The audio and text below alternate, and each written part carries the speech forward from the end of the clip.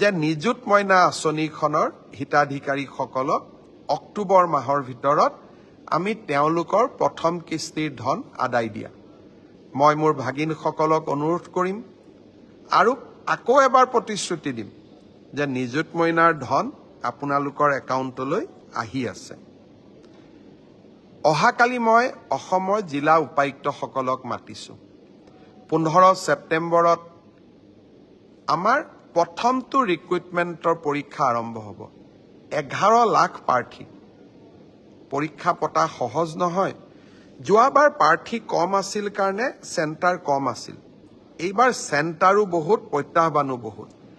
কালিৰ পৰা আমি প্ৰস্তুতি কৰিম যাতে পৰীক্ষা সুন্দৰ কৰি হয় আৰু পৰীক্ষা আমি যাতে সফলতাৰে পাৰ কৰিব পাৰোঁ।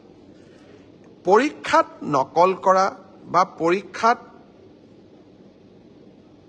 নিয়মৰ বাহিৰত গৈ যিসকলে কপি কৰে, নকল কৰে, তেওঁলোকৰ বিৰুদ্ধে আমাৰ চৰকাৰে এখন বিধানসভাত আইন প্ৰণয়ন কৰিছে।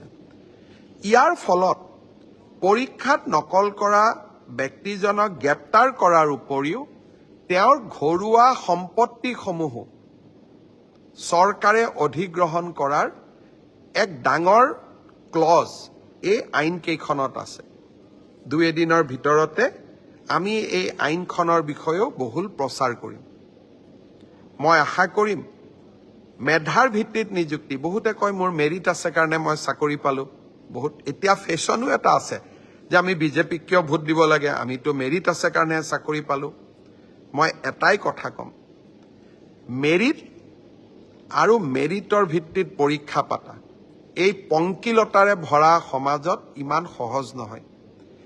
এক প্ৰকাৰ অহা কালি পৰহিৰ পৰা আমাৰ অফিচাৰসকলে ৰাতিয়ে দিনে কাম কৰিব লাগিব যাতে 15 ছেপ্টেম্বৰৰ পৰীক্ষা নিকা হয়। কিন্তু মুখ্যমন্ত্ৰী বা আন মন্ত্ৰীসকলে যদি বিচাৰে পৰীক্ষা নিকা হ'ব নালাগে, মোৰ মানুহে চাকৰি পাওক, তেতিয়াহ'লে সকলো কথা সহজ। সতৰ বিপৰীতে গৈ আমি কাম কৰিছোঁ। পৰীক্ষা নিকা হওক, আমাৰ মানুহে পাওক নাপাওক, মেধাৰ ভিত্তিত চাকৰি হওক। এই সংকল্পক সিদ্ধিলৈ ৰূপান্তৰ কৰা এটা অতি কঠিন কাম। 15 ছেপ্টেম্বৰত আমি আকৌ এটা শিক্ষাৰ্থীসকলেও পৰীক্ষা দিব, চৰকাৰেও এটা কঠিন পৰীক্ষাৰ সন্মুখীন হ'ব। মই আপোনালোকৰ সহায় সহযোগিতা বিচাৰিম। আমি কেইবাটাও টেলিফোন নম্বৰ দিম। কোনোবাই যদি ক'ৰবাত কিবা এই ধৰণৰ বেআইনী ঘটনাৰ সুযোগ পায়, নকল কৰাৰ ঘটনাৰ খবৰ পায়, কিবা নকৰিবলগীয়া কাম কৰিব এনেকুৱা আগতীয়া খবৰ পায়, আপোনালোকে যাতে আমাক জনাব পাৰে। 15 ছেপ্টেম্বৰৰ পৰীক্ষাটো চৰকাৰে নহয়, অসমবাসীয়ে লগ লাগি আমি সুন্দৰ কৰি পালন কৰিব লাগিব। আজি আমি থানা কমিটিসমূহৰ মিটিং পাতিছিলোঁ। অসমত থানাসমূহে ক্ৰিমিনেল ইনভেষ্টিগেশ্যনো কৰে আৰু নাগৰিকসকলৰ বাবে কিছুমান সেৱা আগবঢ়ায়, যেনে এক্সিডেণ্ট হ'লে এক্সিডেণ্ট ৰিপৰ্ট, পষ্টমৰ্টেম ৰিপৰ্ট, বৃদ্ধ ককা আইতাসকল অকলে থাকিলে তেওঁলোকৰ নিৰাপত্তা, আৰু পুলিচৰো নিজৰ থানাখনক লৈও বহুত কৰিবলগীয়া থাকে। পুলিচ আৰু নাগৰিকৰ সম্পৰ্ক মধুৰ হ'লে সমাজত বহুত কথা বতৰা সুন্দৰভাৱে পাৰ হৈ যায়। আজি মই পুলিচৰ অচিসকল আৰু থানা কমিটিৰ চেয়াৰমেনসকলক একেলগে মাতিছিলোঁ আৰু তেওঁলোকক অনাগত দিনত কেনেকৈ নাগৰিকক ওচৰ চপাই আনিবৰ বাবে আৰক্ষীয়ে কাম কৰিব লাগে তাৰ বিষয়ে কিছু পৰামৰ্শও দিলোঁ। ঘোষণা কৰাৰ বা স্থাপন কৰাৰ ঘোষণা কৰিলোঁ। তাৰপিছত গহপুৰ পালোঁ, নিশাও হৈছিলে। গহপুৰত প্ৰস্তাৱিত কনকলতা বিশ্ববিদ্যালয়ৰ মাটি অধিগ্ৰহণ লৈ ৰাইজৰ লগত কথা বতৰা পাতিলোঁ।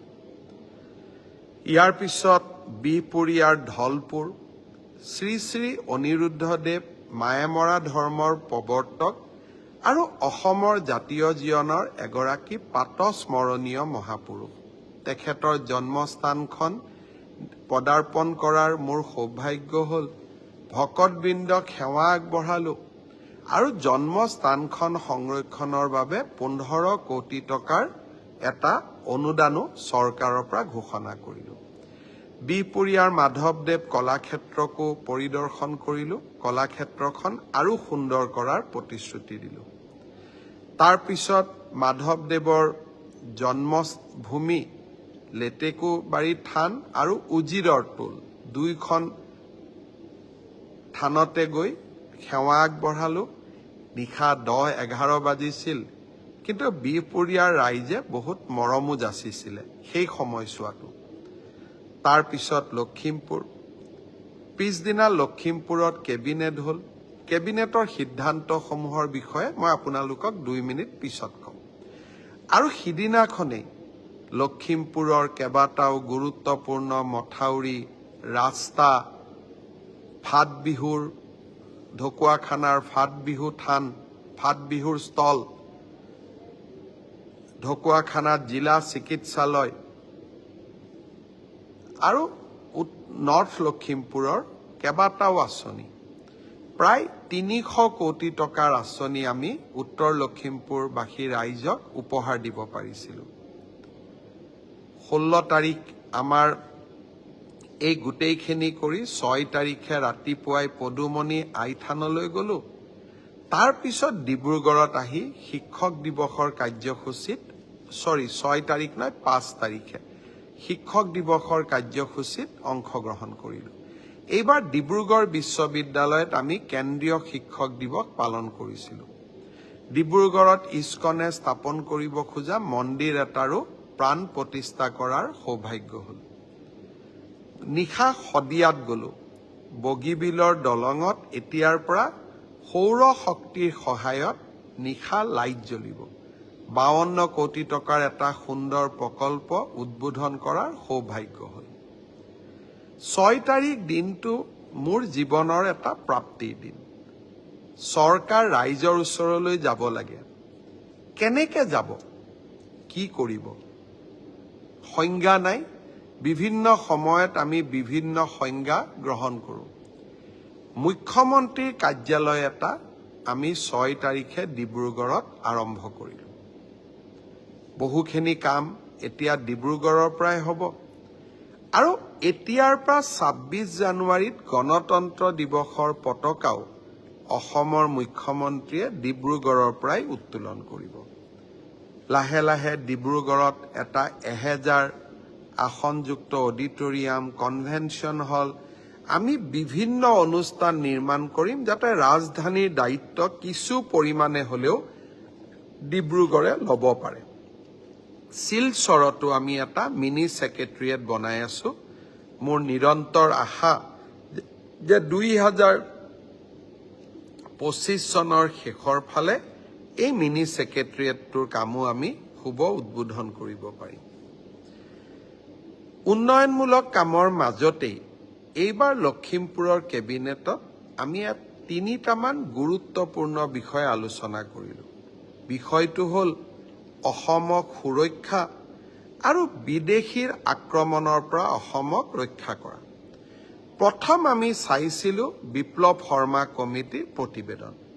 বহু সময়ত বহু লোকে আমাক অভিযোগ কৰে যে বিপ্লৱ শৰ্মা কমিটিৰ প্ৰতিবেদনখন আমি ৰূপায়ণ কৰা নাই অসম চুক্তিৰ 6 নম্বৰ দফা কাৰ্যকৰণৰ ওপৰত। এই বিপ্লৱ শৰ্মা কমিটিয়ে 67টা অনুমোদন দিছিলে। তাৰে 52টা অনুমোদন ৰাজ্য চৰকাৰৰ অধিকাৰ ক্ষেত্ৰ, 5টা ৰাজ্য আৰু কেন্দ্ৰীয় চৰকাৰ 2টা আৰু 10টা সম্পূৰ্ণভাৱে কেন্দ্ৰীয় চৰকাৰৰ। কেন্দ্ৰীয় চৰকাৰৰ লগত বিপ্লৱ শৰ্মা কমিটিৰ ইমপ্লিমেণ্টেশ্যনৰ বাবে মই নিজে কথা পাতিম। তাৰ আগতে আমি সিদ্ধান্ত ললো যে বিপ্লৱ শৰ্মা কমিটিখনৰ আমি 52টা অনুমোদন অহা বহাগ বিহুৰ আগতে আমি ৰূপায়ণ কৰিম। ছাত্ৰ সন্থাক আমি বিশ্বাসত ল'ম। বৰাক উপত্যকা আৰু 6ষ্ঠ অনুসূচীৰ অঞ্চলসমূহত ৰাইজৰ লগত কথা নপতাকৈ আমি কোনো সিদ্ধান্ত নলওঁ। কাৰণ এই ৰিকমেণ্ডেশ্যনসমূহত ভাষাৰ কথা জড়িত হৈ আছে, language is always A sensitive issue. গতিকে আমি বৰাক উপত্যকা আৰু ছিক্স চিডিউলত আমি সাৱধানতাৰে খোজকাঢ়িম। বাকী সকলো অঞ্চলতে এই অনুমোদনসমূহ আমি ৰূপায়ণ কৰিম। যোৱা কিছুদিনত আপোনালোকে মোৰ টুইটাৰ আৰু ফেচবুক চালে দেখা পাব যে কৰিমগঞ্জ সীমান্তত আমি বাংলাদেশী নাগৰিক কেইবাজনকো আমি চিনাক্ত আৰু গ্ৰেপ্তাৰ কৰিবলৈ সক্ষম হৈছোঁ। যোৱা দুমাহত প্ৰায় 60 জনতকৈ ওপৰত। মোৰ মনত সন্দেহ হয় যে আমি গম নোপোৱাকৈ কিছু বিদেশী সোমাই আছে নেকি। NRCৰ দিনৰ পৰা আমি বিদেশী চিনাক্তকৰণৰ প্ৰক্ৰিয়াটো এক প্ৰকাৰ বন্ধ কৰি থৈছিলোঁ। NRC আহক, নাম নথকা সকলক আমি বিদেশী বুলি ক'ম।